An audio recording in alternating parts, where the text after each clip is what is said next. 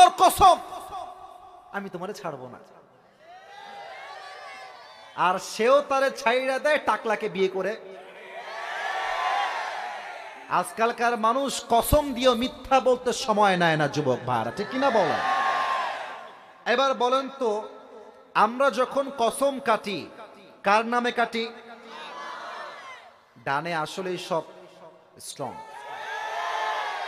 বলেন সবাই, বামের ভাইরা, কার নামে কসম কাটি আমরা? আল্লাহর নামে আমরা কসম করি, কিন্তু আল্লাহ এবার নিজেই কসম করছেন। তার মানে আমরা আল্লাহর নামে কসম করে এটা বুঝাই দেই যে আমি কিন্তু এই কথা মিথ্যা বলবো না, আমি কিন্তু সত্য বলছি। কসম কার? আমার রবের কসম। তাহলে আল্লাহ যখন কোনো জিনিস দিয়ে কসম করবেন, জিনিসটা কি কম দামি হবে না বেশি দামি হবে? বেশি দামি হবে। আল্লাহ বলছে সময়ের কসম।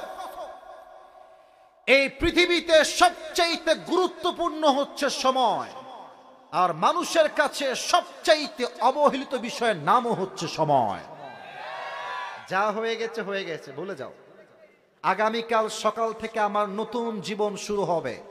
আজকের শুক্রবার বসবাসের জন্য নয়, শনিবারে আমার শিক্ষা এইটা, শুক্রবারে যে ভুল আমি করেছি এটা আমি শনিবারে আর করব না। দেশটা কি এখন পরাধীন না স্বাধীন? তোমরা একটু আস্তে কথা কেন, পরাধীন না স্বাধীন? আমার এই দুই হাত দেখেন তো, একজন যুবক এরকম দুই হাত পেতে দিয়ে বুকের তাজা রক্ত দিয়ে শহীদ হয়েছিল। যুবকটার নাম কি? শহীদ আবু সাইদ। সে তার জীবন দিয়ে প্রমাণ করেছে মুসলমানরা বেঁচে থাকলে বীর পুরুষের মতো বাঁচে, কাপুরুষের মতো নয়। দ্বিতীয় কথা, সে প্রমাণ করেছে আমার বুকে তোমরা গুলি চালাও, আমার বুকের তাজা রক্ত দিয়ে আমি শহীদ হওয়ার জন্য প্রস্তুত আছি, বাট আমার মাথা কখনো বাতিলের সামনে নত হবে না। যুবক ভাইরা, আমরা এমন একজন পুরুষকে আগামীতে প্রধানমন্ত্রী হিসেবে দেখতে চাই, যিনি একই সময়ে এই দেশের প্রধানমন্ত্রী হবেন এবং তার যোগ্যতা এতটা হাইলি কোয়ালিফাইড হবে, আমাদের দেশের প্রধানমন্ত্রী একই সময়ে প্রধানমন্ত্রী হবেন এবং তিনি চাইলে জাতীয় মসজিদ বাইতুল মুকাররমে দাঁড়িয়ে জুমার খুতবা দেওয়ার যোগ্যতাও রাখবেন। আমি চাই আগামীতে একটা নির্বাচন হবে, সুষ্ঠু নির্বাচন। তবে আমি এখানে রাজনীতি করবার জন্য আসি নাই, আমি আগে এটা ডিক্লেয়ার দিলাম, আমি কোনো রাজনৈতিক সংগঠনের সঙ্গে জড়িত নই। তবে আমি মনে করি প্রত্যেকটা ভদ্র ঘরের যুবকদের রাজনীতি করা দরকার। এই জন্য এই দেশকে চেঞ্জ করতে হলে রাজনীতি করেই চেঞ্জ করতে হবে যুবক ভাইরা, ঠিক কিনা বলো? আমি দুইটা দাবি পেশ করতে চাই আজকে নওগাঁর এই মাটিতে, মিডিয়ার সামনে, আমার নওগাঁ কলিজার টুকরা যুবক ভাইদের সামনে, মুরব্বীদের সামনে। এক, দেশে অনেক শাসক এসেছে, অনেক শাসক চলে গিয়েছে, অনেক দেখেছি আমরা। তবে আমাদের দাবি এবার দুইটা, আমরা আগামীতে এই দেশে কোনো নারীকে ক্ষমতায় দেখতে চাই না।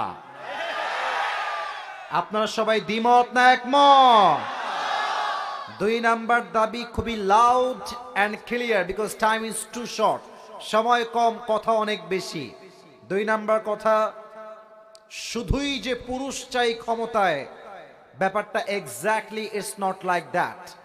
আমরা এমন একজন পুরুষকে আগামীতে প্রধানমন্ত্রী হিসেবে দেখতে চাই, যিনি একই সময়ে এই দেশের প্রধানমন্ত্রী হবেন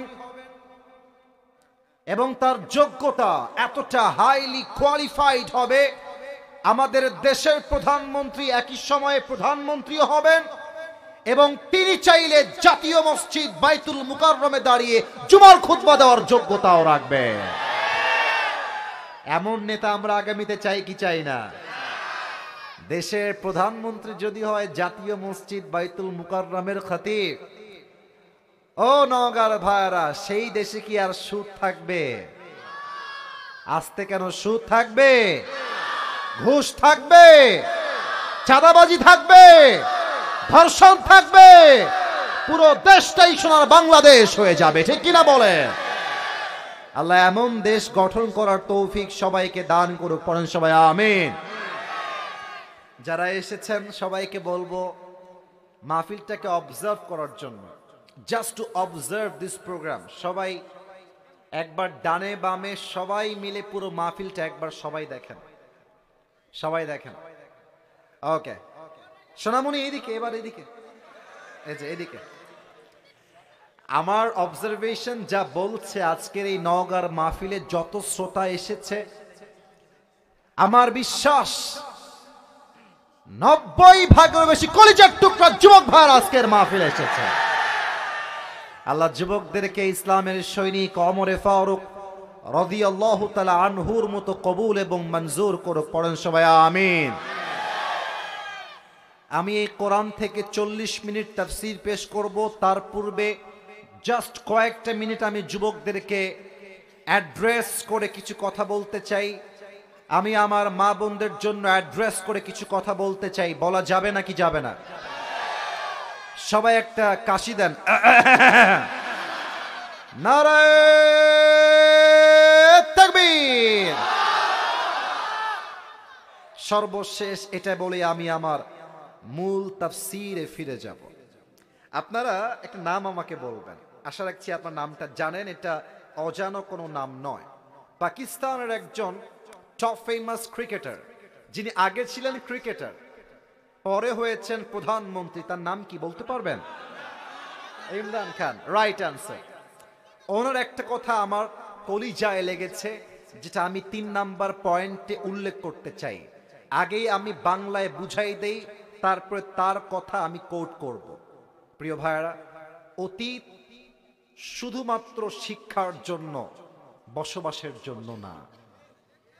মনে করেন আজকে শুক্রবার, আজকে একটা ভুল হয়ে গেছে, এটা অতীত। কালকে শনিবার শুরু হবে, আজকের শুক্রবার বসবাসের জন্য নয়। শনিবারে আমার শিক্ষা এইটা, শুক্রবারে যে ভুল আমি করেছি এটা আমি শনিবারে আর করব না।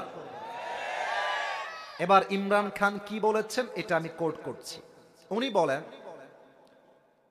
अगर जिंदगी को समझना चाहते हो तो पीछे देखो, और अगर जिंदगी को जीना चाहते हो तो आगे देखो। माजी हमेशा सीखने के लिए होता है, जीने के लिए नहीं होता है, और प्रेजेंट हमेशा जीने के लिए होता है, और जो गलती पीछे हो गया उससे सीख के दोबारा जिंदगी को शुरू करने का नाम होता है प्रेजेंट। ठीक कि ना बोले? যা হয়ে গেছে হয়ে গেছে, ভুলে যাও। আগামীকাল সকাল থেকে আমার নতুন জীবন শুরু হবে। কোন মেয়ে ছ্যাঁকা দিয়ে ব্যাখ্যা করেছে ওই সময় বা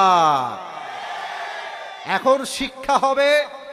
আগামীতে আমি আমার ক্যারিয়ারে এমন সফল হব, যেই মেয়ে আজকে আমাকে বিয়ের নামে ধোকা দিয়ে ছেড়ে চলে গেছে, ওর মতো কয়েক লাখ মেয়ে আমার পেছনে বিয়ের জন্য লাইন ধরে দাঁড়িয়ে যাবে। আল্লাহ আমাদের সবাইকে জীবন পরিবর্তন করার তৌফিক দান করুক, পড়েন সবাই আমিন। আসুন আমরা তাফসীরে ফিরে যাই। আজকে বিবাহিত এসেছেন কারা কারা? হাত তোলেন। বিবাহিত। আল কোরআনের আলো, আল হাদিসের আলো, কোরআন হাদিস যেখানে, আলেম ওলামা যেখানে, নওগাঁবাসী যেখানে,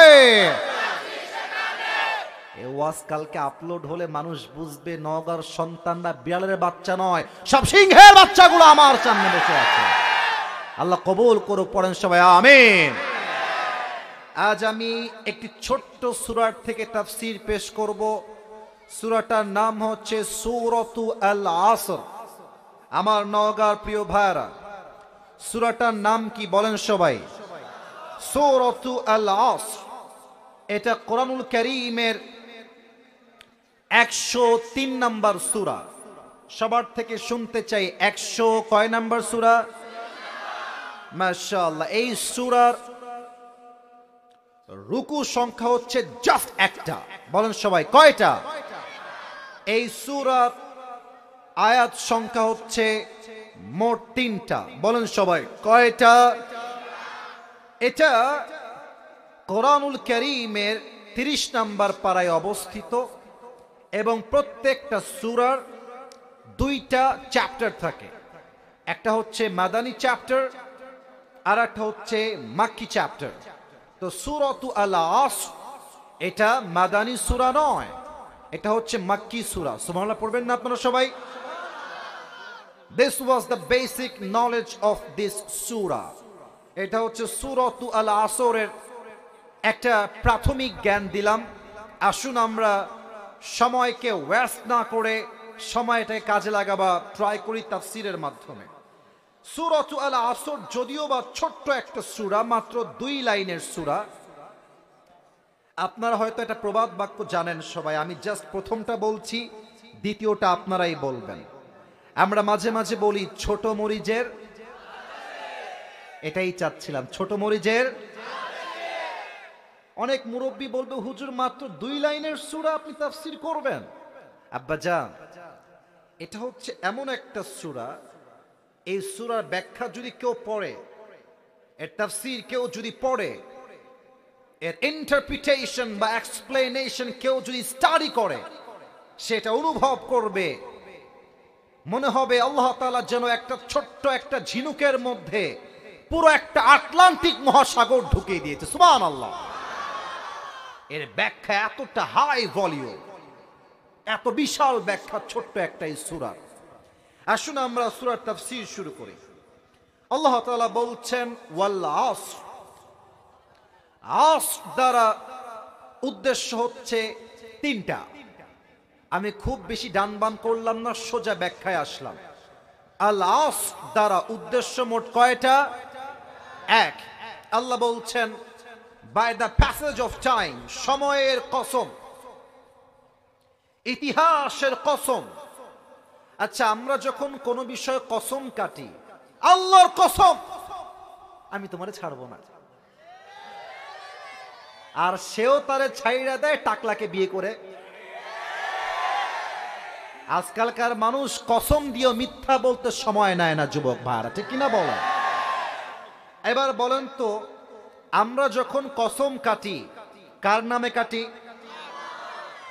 ডানে আসলেই সব স্ট্রং। বলেন সবাই, বামের ভাইরা, কার নামে কসম কাটি আমরা? আল্লাহর নামে আমরা কসম করি, কিন্তু আল্লাহ এবার নিজেই কসম করছেন। তার মানে আমরা আল্লাহর নামে কসম করে এটা বুঝাই দেই যে আমি কিন্তু এই কথা মিথ্যা বলবো না, আমি কিন্তু সত্য বলছি। কসম কার? আমার রবের কসম। তাহলে আল্লাহ যখন কোনো জিনিস দিয়ে কসম করবেন, জিনিসটা কি কম দামি হবে না বেশি দামি হবে? বেশি দামি হবে। আল্লাহ বলছে সময়ের কসম। এই পৃথিবীতে সবচাইতে গুরুত্বপূর্ণ হচ্ছে সময়, আর মানুষের কাছে সবচাইতে অবহেলিত বিষয়ের নামও হচ্ছে সময়।